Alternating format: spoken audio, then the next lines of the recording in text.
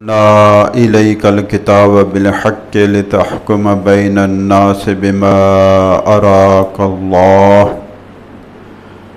वला तकुन लिल खाइनीन खसीमा सदक़ल्लाहुल अज़ीम।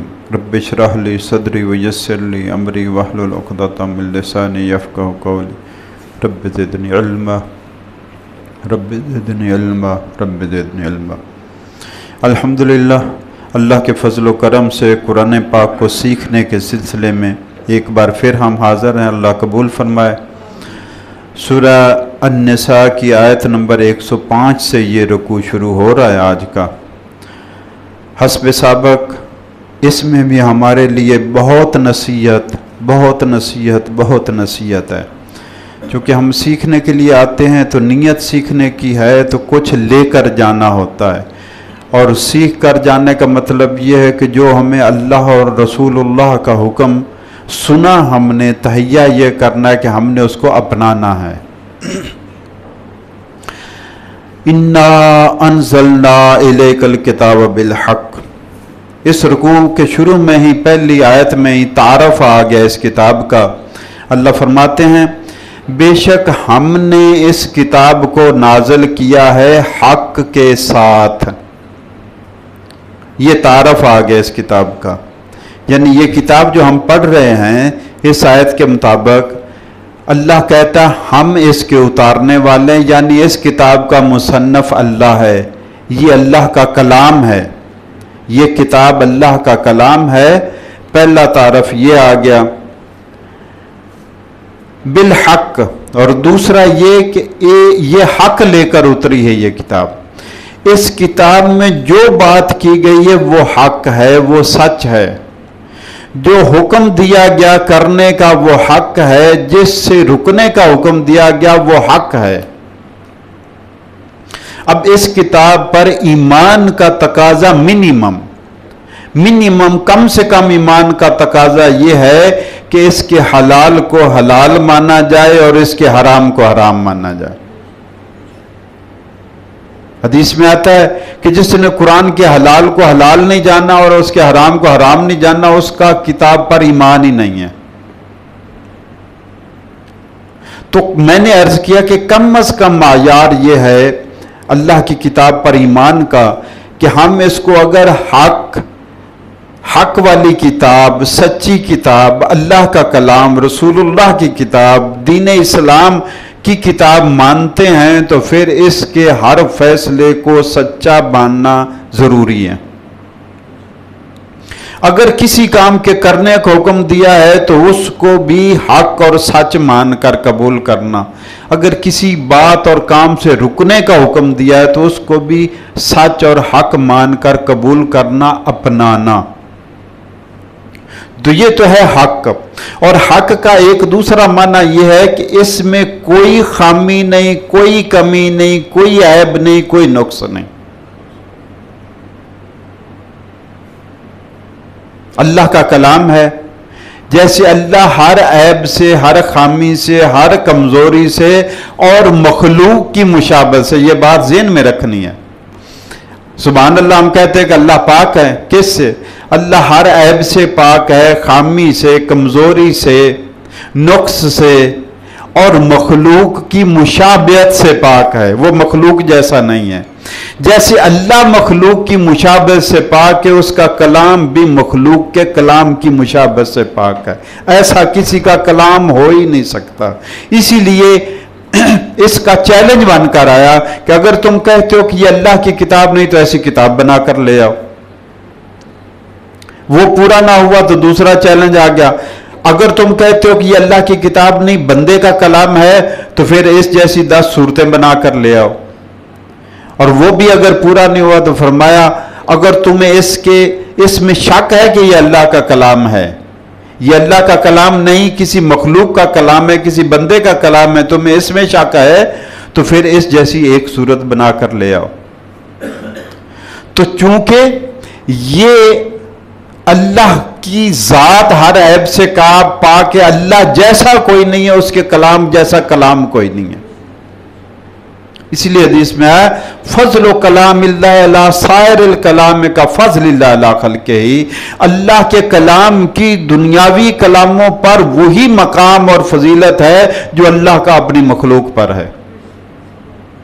تو فرمایا انا انزلنا الیک الکتاب بالحق، بے شک ہم نے آپ پر یہ کتاب حق کے ساتھ نازل کی ہے، اور اس کے نازل کرنے کا مقصد اگلے حصے میں وہی آیت چل رہی، لِتَحْكُمَ بَيْنَ النَّاسِ، تاکہ اے نبی صلی اللہ علیہ وسلم آپ فیصلہ کریں لوگوں کے درمیان۔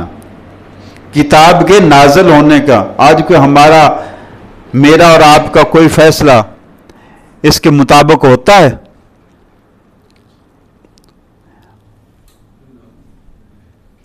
موبائل کی لائٹ کر لیجئے گا۔ تو اللہ تعالیٰ کی کتاب کے نزول کا مقصد، اللہ کی کتاب کے نازل ہونے کا مقصد یہ ہے، خود اللہ بیان فرما رہا ہے۔ وہ مقصد نہیں ہے جو ہم نے سمجھ لیا، گلے میں تعویذ بنانا ہے، پڑھ کر دم کرنا ہے، پھونکنا ہے، اس کے شبینے کرانے ہیں، اس کے ختم کرانے ہیں، بس ان کاموں کے لیے رکھ چھوڑا ہے جن کے لیے کلام آیا ہی نہیں تھا۔ لِتَحْكُمَ بَيْنَ النَّاسِ، اللہ جس کو کتاب دے رہا ہے اس کو فرما رہا ہے میرے نبی صلی اللہ علیہ وسلم آپ کو کتاب دی ہی اس لیے گئی ہے تاکہ آپ لوگوں کے درمیان فیصلے کریں۔ کیسے؟ بما اراک اللہ، فیصلے ایسے کرنے ہیں جیسے اللہ نے آپ کو دکھا دیا۔ اس میں دکھانے والا تو کوئی کام نہیں ہے، اس میں تو علم کی باتیں بتائی گئی ہیں قرآن میں، لیکن میرے اور آپ کے لیے علمی باتیں بتائی گئی ہیں، اللہ اپنے نبی کو وہ حقیقتیں دکھا چکا۔ فرمایا جو حق آپ کو ہم نے دکھا دیا ہے اس حق کے مطابق فیصلے کرنے ہیں، اس لیے یہ کتاب نازل ہوئی ہے۔ اب وہی بات جو اندھیرے کی وجہ سے پوری نہ ہو سکی، مجھے اور آپ کو سوچنا ہے کیا ہم اس کتاب کے مطابق اپنے فیصلے کرتے ہیں؟ شادی بیاہ سے لے کر وراثت اور کاروبار تک، ذمہ داری سے لے کر نوکریوں تک، مالک سے لے کر نوکر تک، غلام سے لے کر آقا تک، کتنے ہمارے معاملات ہیں، گھر سے لے کر بازار تک، بازاروں سے لے کر حکمرانی تک، کتنے ہمارے معاملات ہیں جو اس کتاب کے مطابق چل رہے ہیں، جبکہ اس کے نازل کرنے کا مقصد ہی یہ تھا کہ ایمان والو تم اس کتاب کے مطابق فیصلے کرو۔ اور ہم میں اتنی جرت نہیں ہے کہ دوسرا تو دوسرا، ہم انفرادی طور پر اپنے انفرادی گھر میں فیصلے اس کے مطابق کر سکے، اتنی بھی جرت نہیں ہم میں پیدا ہوئی۔ وہ معزز تھے زمانے میں مسلمان ہو کر، جنہوں نے اس کتاب کے مطابق فیصلے کیے، وہ صحابہ کرام کہلائے، سچے ایمان والے کہلائے، اور اللہ نے پھر ان کی شان بھی بیان فرمائی، رضی اللہ عنہم ورضوا، اللہ ان سے راضی ہو گیا، وہ اللہ سے راضی ہو گئے۔ جنہوں نے اپنی خواہشوں کو قربان کر دیا، قتل کر دیا اللہ کے حکموں کے سامنے، رسول اللہ صلی اللہ علیہ وسلم کے حکموں کے سامنے۔ وَلَا تَكُنْ لِلْخَائِنِينَ خَصِيمًا، اور اے نبی کبھی نہ بننا بد دیانت لوگوں کی طرف سے جھگڑا کرنے والے۔ ایک واقعہ ان آیتوں میں بیان ہوا ہے، اس کا پس منظر تھوڑا سا میں آپ کے سامنے رکھ دیتا ہوں۔ ایک مسلمان تھا طعمہ بن عبیرک، اس نے اپنے ہمسائے بھائی مسلمان تھا، اس کے گھر چوری کی۔ یہ منافق تھا، یہ طعمہ بن عبیرک، 7 مسلمان کے گھر چوری کی، کچھ زیریں تھیں، آٹے کی ایک بوری تھی، یہ اٹھایا، اس کا یہودی ایک دوست تھا، راتوں رات اس کے گھر رکھ کے آ گیا۔ اب گھر والوں کو تو پتہ چل جاتا ہے چوری کا. انہوں نے صبح پوچھا, سب سے بندہ دائیں بائیں ہمسایوں سے پوچھتا ہے میری چوری ہو گئی ہے, کوئی آپ کو علم ہوتے. اس نے قسم اٹھا لی میرے علم میں ہی نہیں ہے بات, مجھے کوئی پتہ نہیں ہے. ہم اپنی طرف سے بڑی کوشش کرتے ہیں کہ ہمارے جرموں کا نہ پتہ لگے, لیکن اللہ ایسے راستے پیدا کر دیتا ہے کہ پھر چھپتا کوئی نہیں ہے. اور اس میں بھی ایسے ہی ہوا, اتفاق سے وہ جو آٹے والی بوری تھی اس میں سوراخ تھا. اب وہ یہ اٹھا کر جا رہا تھا اور سوراخ وہ جو آٹا گرتا جا رہا تھا. جب اس آٹے کو فالو کیا گیا, اس کی پیروی کی گئی تو یہودی کے گھر تک کھرا گیا. یہودی سے پوچھا گیا, تلاشی لی گئی, سامان نکل آیا. اس سے پوچھا گیا کہ یہ سامان تو ہمارا چوری ہوا. اس نے کہا جی میں نے نہیں کیا, یہ تیمہ بن عبیرک میرا دوست ہے, وہ خود رکھ کر گیا رات کو. اب جب تیمہ کو بلایا گیا تو وہ مکر گیا, کہنے لگا جی نہیں یہ مجھے پھنسوانا چاہتا ہے, میں بالکل نہیں, اس نے خود ہی کی ہوگی. اب یہ تیمہ بن عبیرک بنو ظفر قبیلے کا تھا. بنو ظفر قبیلہ مسلمان قبیلہ تھا. اب وہ بھی اپنے قبیلے والے اکٹھے ہو گئے. اب یہی اس میں سبق دیا جا رہا ہے کہ اندھا دھند حمایت میں, اپنے بیٹے کی حمایت میں, اپنے بھائی کی حمایت میں, اپنے دوست کی حمایت میں تم کھڑے ہو جاتے ہو, نہ حق دیکھتے ہو نہ سچ دیکھتے ہو. یہ واقعات جو قرآن میں قصص بیان ہوئے, واقعات بیان ہوئے, یہ عبرت کے لیے ہیں, نصیحت کے لیے, سبق کے لیے, میری اور آپ کی ٹریننگ کے لیے کہ اس سے سبق حاصل کر کے اپنی اصلاح کر لو. کہیں تم بھی تو ایسے ہی نہیں کرتے. اب وہ بنو ظفر قبیلے والے اپنے تیمہ بن عبیرک جو اس کا قبیلے والا تھا اس کے پیچھے کھڑے ہو گئے. خود نبی پاک صلی اللہ علیہ وسلم کے دربار میں آ گئے کہ یا رسول اللہ آپ فیصلہ کرنے میں جلدی نہ کیجئے, وہ تو یہودی دشمن خدا ہے, دشمن دین ہے, اور یہ تو مسلمان ہے, یہ بڑا رسوا ہوگا, ہمارے قبیلے کی عزت نہیں رہے گی. یہ متعصبانہ عصبیت جو ہے یہ جاہلیت کی نشانی ہے. جب ایک دفعہ ایک لڑائی ہوئی تھی, غزوہ سے واپس آ رہے تھے, غزوہ بنو مستلق غالباً تھا, تو وہاں پہ دو لوگوں کی, ایک مہاجر تھا ایک انصاری تھا. لڑائی ہو گئی تو مہاجر نے کہا یا معاشر المہاجر, انہوں نے یا معاشر الانصار پکارا. تو نبی پاک صلی اللہ علیہ وسلم نے فرمایا ابھی جہالت والی باتیں نہیں گئی تم میں, ابھی بھی ایک انصار کے گروپ سے تم اپنی پہچان مختلف رکھتے ہو. اسلام نے تو یہ ساری پہچانیں مٹا دی ہیں, تم ابھی جہالت والی باتیں کرتے ہو کہ اے مہاجرین کی جماعت, اے انصار کی جماعت, اپنی مدد کے لیے پکار رہا. تو کیا آج وہ باتیں ہم میں نہیں ہیں؟ دین کہاں تک ہمیں بدل پایا ہے؟ ہمارا بیٹا ہو, ہمارا بھائی ہو, ہمارے خاندان کا ہو, قبیلے کا ہو, ہم بغیر پوچھے, بغیر تحقیق کیے, حق سچ کو بغیر دیکھ کے ساتھ کھڑے ہو جاتے ہیں. اور اس سے بڑی ظلم والی بات یہ کہ جب ہمیں حق سچ کا پتہ چل جاتا ہے پھر بھی اس کے ساتھ کھڑے ہوتے ہیں. تو اندازہ لگا لے ہم کتنے مسلمان ہیں, اور یہ بات ختم ہونے والی نہیں ہے. اب دیکھو, بنو ظفر کو پتہ نہیں تھا کہ اس نے چوری کی, وہ تو قسمیں کھا رہا تھا اپنے قبیلے والوں کے ساتھ. وہ اس کے ساتھ کھڑے ہو گئے کہ جی ہمارا بندہ قسمیں کھا رہا ہے. تو خیانت اس ایک نے کی تھی, اس ایک کی خیانت کی حمایت کرنے پر پورے قبیلے کو اللہ نے خائن قرار دے دیا. وَلَا تَقُلْ لِلْخَائِنِينَ خَصِيمًا, اے میرے نبی کبھی بھی ایسے خائن, خیانت کرنے والے, بد دیانت لوگوں کا کفی ان کی طرف سے جھگڑنے والا نہ بننا. سب سے بڑا سبق یہی ہے کہ جرم ایک نے کیا تھا, حمایت کرنے پر سارے اسی زمرے میں شمار ہو گئے.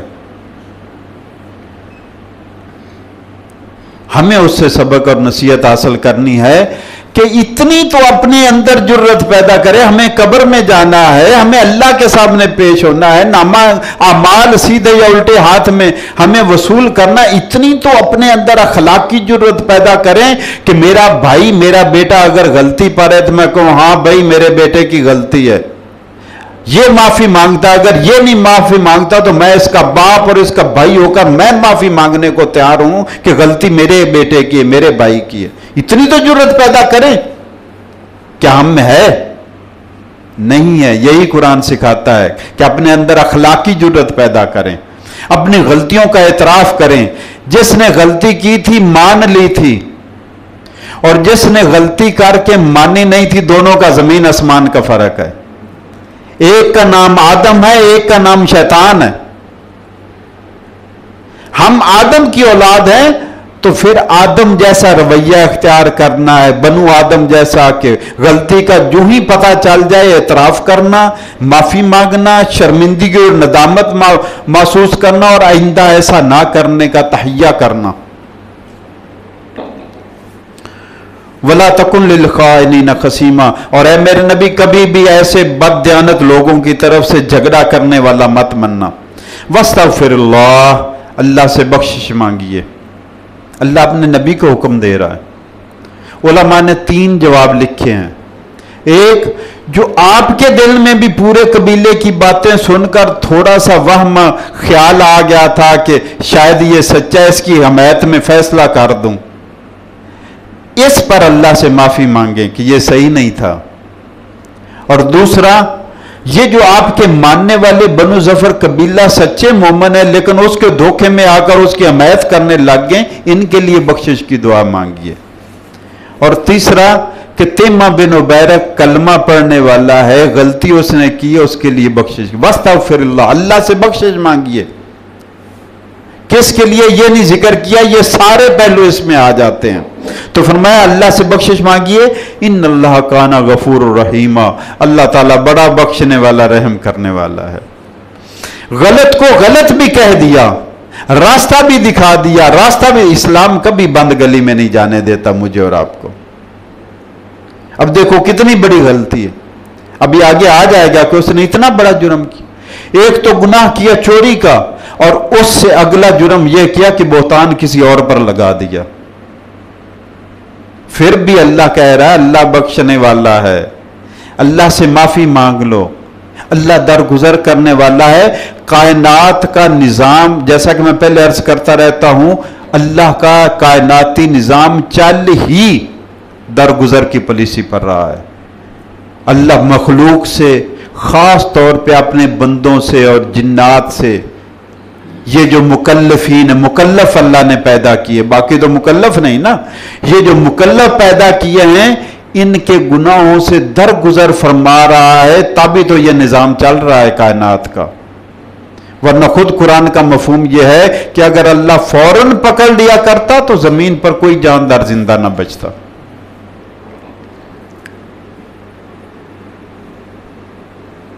وَلَا تُجَادِلْ عَنِ الَّذِينَ يَخْتَانُونَ أَنفُسَهُمْ، اے میرے نبی کبھی بھی نہ جھگڑنا، کبھی بھی حمایت نہ کرنا ان لوگوں کے طرف سے جو اپنے آپ سے دھوکہ کرتے ہیں، جو اپنے آپ سے خیانت کرتے ہیں۔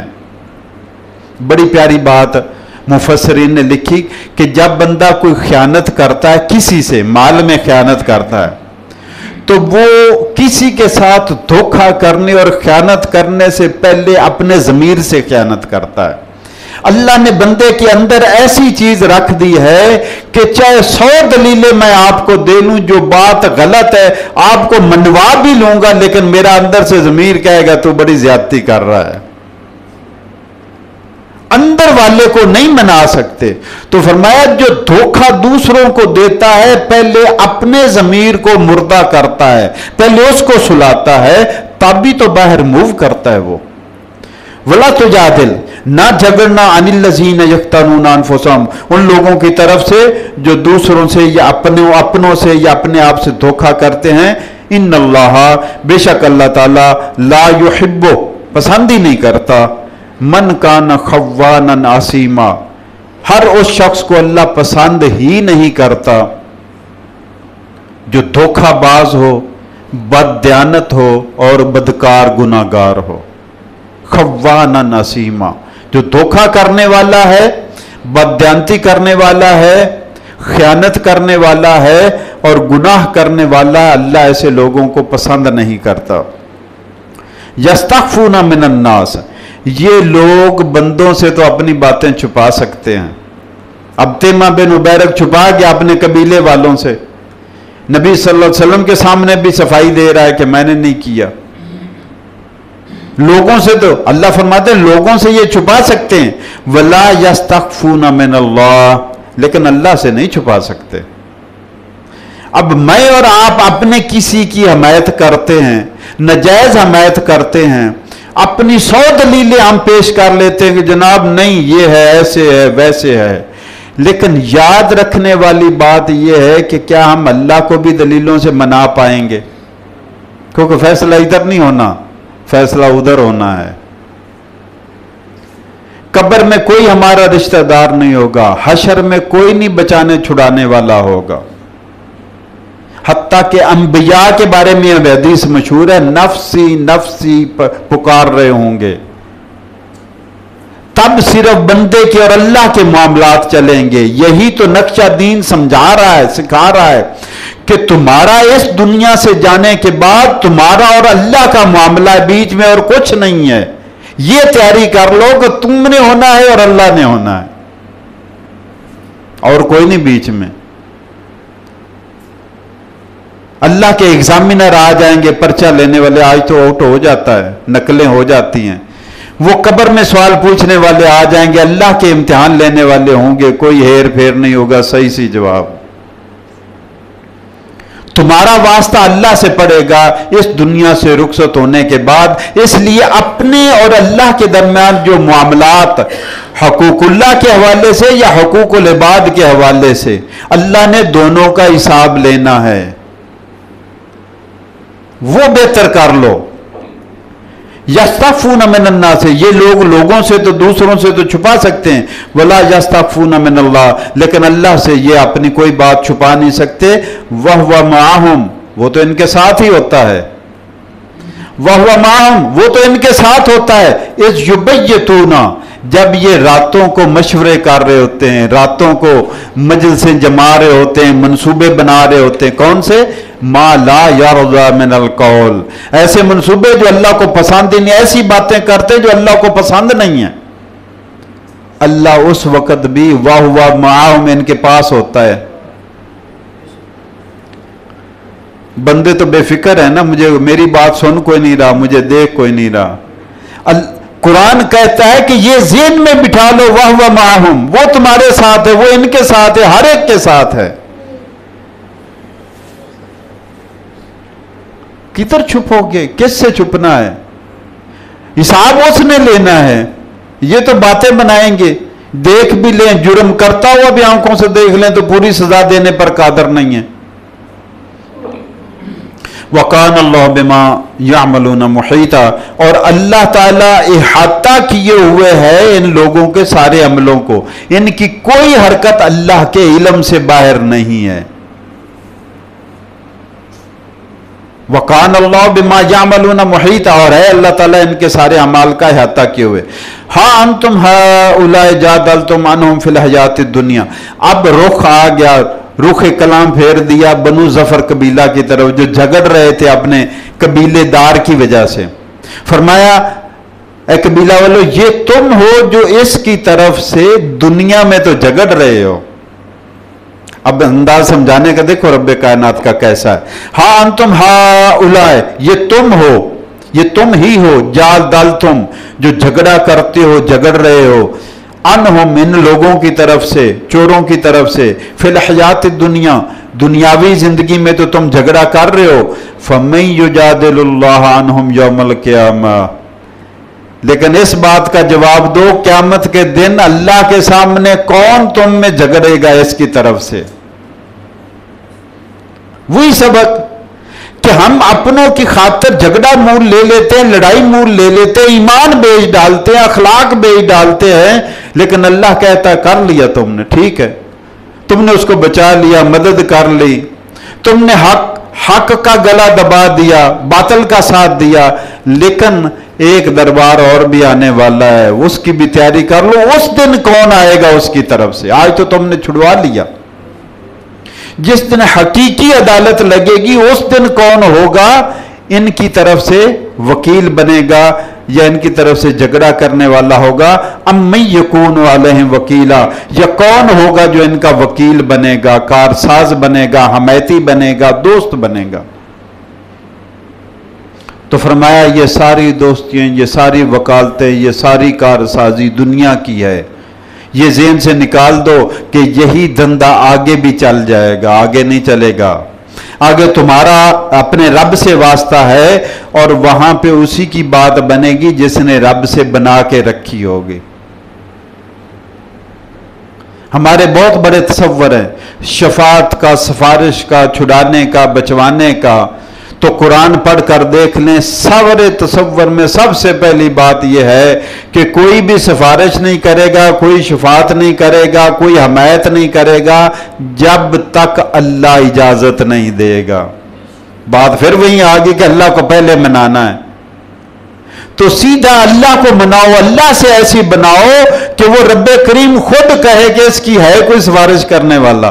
پھر سارے تیار ہو جائیں گے. سب کو پتا ہے کہ بادشاہ کی مرضی، اشارہ یہ ہے کہ بادشاہ چھوڑنا چاہتا ہے. اور جب بادشاہ ہی رب کائنات ہی کسی کی سفارش کے بارے میں اجازت ہی نہیں دے رہا، تو قرآن اور احادیث متواترہ صحیحہ کہتی ہے کہ کسی کو خود سے بولنے کی جرت ہی نہیں ہوگی کہ کوئی خود سے اٹھ کر کہے جی یہ میرا امتی ہے، یا یہ میرا دوست ہے، یا میرا مرید ہے، یا میرا ساتھی ہے، یا میرا رشتہ دار ہے، میرا بیٹا ہے، یا میرا باپ ہے. کسی میں نہیں، اجازت ہی نہیں ہوگی کسی کو. فرشتے لا یتکلمون، فرشتوں کے بارے میں صف در صف کھڑے ہوں گے لیکن گفتگو کوئی نہیں کر سکے، چپ کھڑے ہوں گے. رب کائنات کا ایسا دربار ہوگا. تو فرمایا وَمَن يَعْمَلْ سُوءًا وَمَن يَعْمَلْ سُوءًا، جو بھی کرے گا برا کام، جس نے کیا برا کام، گناہ کیا، او یظلم نفسہ، یا اپنی جان پر ظلم کیا، ثم یستغفر اللہ، اور پھر اس کے بعد اس نے اللہ سے بخشش مانگ لی. اب پھر پیکج آ رہا ہے.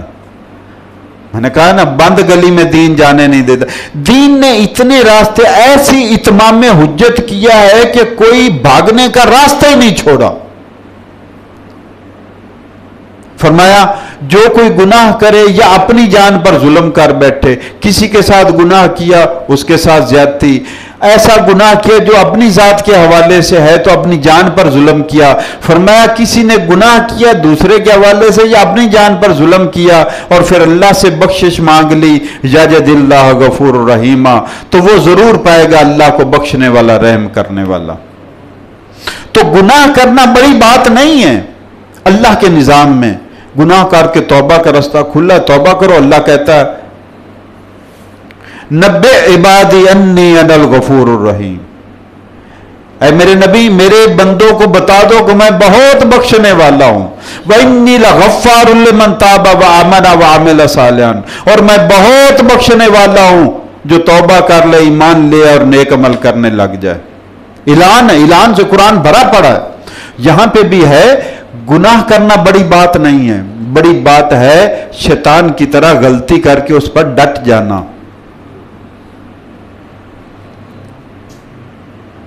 غلطی ہو جائے اس کا احساس ہوتے ہی، پتہ چلتے ہی اللہ سے معافی مانگ لینا. اللہ خود وعدہ کرتا ہے کہ اللہ بخشنے والا ہے. توبوا الی اللہ ہے، اللہ کی جناب میں توبہ کرو، خود حکم دیتا ہے. وَمَن يَكْسِبْ اِثْمًا، اور جس نے بھی کمایا گناہ، فَإِنَّمَا يَكْسِبُ عَلَىٰ نَفْسِهِ، تو وہ گناہ کو اپنی جان پر کما رہا ہے، اپنی جان پر لگا رہا ہے. وَقَانَ اللَّهُ عَلِيمًا حَكِيمًا، اور اللہ تعالیٰ ہے سب کو جاننے والا، بڑا حکمت والا. اور آج کی آخری آیت وَمَن يَكْسِبْ خَطِيئَةً أَوْ اِثْمًا، اور جس نے بھی کوئی خطا کی، گناہ کمایا، خطا کی یا گناہ کمایا، ثم یرم بہ بریئا، اور پھر کسی بے گناہ پر تھوپ دیا، اس کو کیا کسی نے گناہ اور تھوپ کسی اور پر دیا، بہتان کسی اور پر لگا دیا، الزام کسی اور پر لگا دیا، میں نے نہیں کیا اس نے کیا، جیسے تیمہ بن عبیرک نے کہا تھا کہ جی میں نے نہیں کیا یہودی نے کیا۔ یاد رہے اللہ کے نظام میں دین میٹر نہیں کرتا، انصاف ہونا ہے، چاہے کافر کے حق میں ہو چاہے مسلمان کے حق میں ہو، عدل ہے، انصاف ہے۔ اسلام میں تو یہ بھی فرق نہیں ہے کہ کافر کے حق میں فیصلہ ہو جائے لیکن ہونا حق والا ہے۔ یہ ہم کیسے کہہ سکتے ہیں جی میرا بیٹا تھا، میرا بھائی تھا، اس لیے میں نے اس کی حمایت کی ہے۔ سیٹ کا کوئی اور حقدار تھا، میں نے اپنے بھتیجے کو لگوا دیا، بیٹے کو لگوا دیا، بانجے بھتیجے، یہی تو سسٹم چلتا ہے اقربا پر، نیپوٹزم ہے، فیورٹزم ہے، ساری یہی تو ہمارے نظام کو لے کر بیٹھ گئی ہے۔ اللہ کہتا ہے اِنَّ أَنزَلْنَا إِلَيْكَ الْكِتَابَ بِالْحَقِّ لِتَحْكُمَ بَيْنَ النَّاسِ بِمَا أَرَاكَ اللَّهُ، اللہ نے یہ کتاب آپ کی طرف نازل کی ہے تاکہ آپ لوگوں کے درمیان فیصلے کریں اس کتاب میں جو اللہ نے آپ کو دکھا دیا ہے، اور قیامت تک یہ کتاب قائم رہنی ہے۔ وَمَن يَكْسِبْ خَطِيئَةً، جس نے کمائی کوئی خطا کی اور اسمن یا گناہ کیا، ثم یرم بہ بریئن، اور پھر کسی بے گناہ پر اس کو مل دیا، اس پر بہتان الزام لگا دیا، فقد احتمل بہتانا و اسم مبینا، اس نے کھلا گناہ بھی کما لیا اور بہتان کا الزام بھی لگا دیا، تو دو گناہ ہو گئے۔ بہتان کسی پر گناہ کا الزام لگانا، اس نے بہتان کا گناہ بھی کمایا اور دوسرا پہلا گناہ جو خود کیا تھا وہ بھی کمایا۔ تو فرمایا قیامت کے دن اب یہ ایک گناہ نہیں ہوگا، دو گردن پر فقد احتملا، یہ اٹھائے ہوئے ہوگا قیامت کے دن اپنی گردن پر ایک کی بجائے دو گناہ۔ اللہ تعالی ہم سب کو ہدایت نصیب فرمائے۔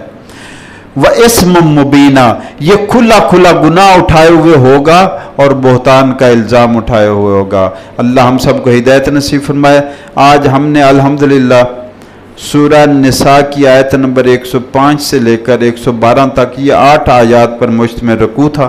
اللہ ہماری کوشش قبول فرمائے، قرآن پاک کی صحیح فہم اور عمل کی توفیق عطا فرمائے، شیطان کے وصف سے، حملے اور گمراہی سے اللہ ہماری حفاظت فرمائے، دین پر استقامت اور نمازوں کی پابندی نصیب کرے، آمین یا رب العالمین۔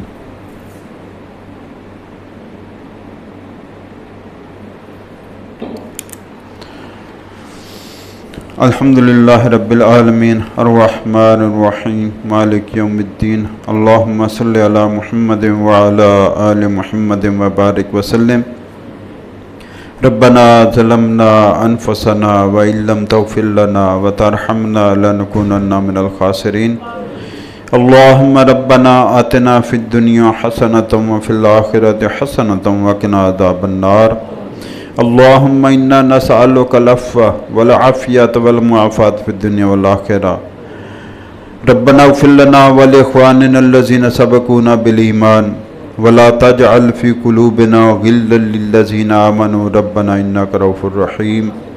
یا اللہ اپنے فضل و کرم سے ہماری تلاوت، بیان اور دعا قبول فرما۔ یا اللہ ہماری غلطیاں، خطائیں، صغیرہ کبیرہ گناہ معاف فرما، ہماری بخشش فرما، ہمارے ماں باپ، بہن بھائی، سارے اہل ایمان جتنے فوت ہو گئے یا زندہ ہیں سب کی بخشش فرما۔ یا اللہ ہمیں آسانیاں عطا فرما، خیر و برکت عطا فرما، خوشیاں عطا فرما، خوشحالیاں عطا فرما، ترقیاں اور کامیابیاں عطا فرما، دنیا میں بھی اور آخرت میں بھی اور دین میں بھی آسانیاں عطا فرما۔ یا اللہ اسلام پہ قائم رکھ اور ایمان پہ موت نصیب فرما، بیماریوں سے شفا عطا فرما، پریشانیوں سے نجات عطا فرما، مشکلات کو آسان فرما، زمینی آسمانی آفات و بلیات سے ہمیں محفوظ فرما۔ یا اللہ جنوں، انسانوں اور شیطانوں کے شر سے ہماری حفاظت فرما، جادو منتر ٹونے سے ہمیں محفوظ فرما۔ یا اللہ دین پر استقامت اور ایمان کی سلامتی نصیب فرما، ہمارے گھروں کو شاد اور آباد فرما، ہمارے بچوں کو خوشیاں، خوشحالیاں، خیر و برکت، صحت و تندرستی اور کامیابیاں عطا فرما۔ یا اللہ ہمارے بیماروں کو شفا عطا فرما، یا اللہ ہمارے بیماروں کو شفا عطا فرما، جس مرض میں بھی کوئی مبتلا ہے یا اللہ سب کو صحت اور تندرستی عطا فرما، جس پریشانی میں بھی کوئی مبتلا ہے یا اللہ سب کو آسانیاں عطا فرما، جس گمراہی میں بھی کوئی بھٹکا ہوا ہے یا اللہ سب کو ہدایت نصیب فرما۔ ربنا تقبل منا انک انت السمیع العلیم وتب علینا انک انت التواب الرحیم، وصلی اللہ علی حبیب سیدنا محمد وآلہ وصحبہ اجمعین برحمتک یا ارحم۔ جزاکم اللہ خیرا کثیرا کثیرا۔